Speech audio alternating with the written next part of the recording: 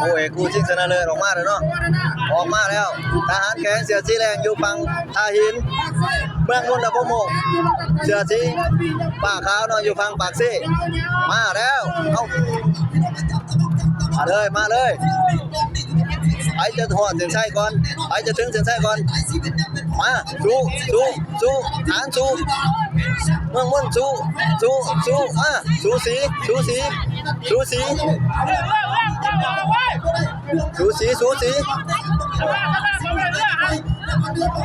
ใครจะนำ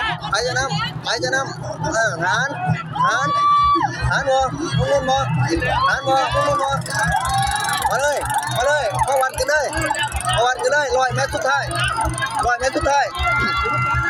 มาไอ้จิมี่แห้งเดี๋ยวกันพอแล้วหัวเรือทหารนาย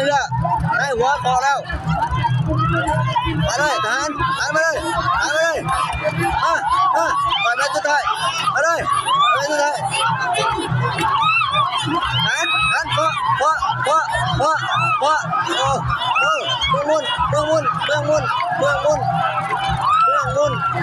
เมืองมุ่นละโมอันดับที่2เนาะโอ้ไหวเมืองมุ่นไหวหลายเนาะโอ้เก่งหลายเมืองมุ่นทหารนี่แม่นก็ถาชิงหาชีผ้าอีกโอ้ตา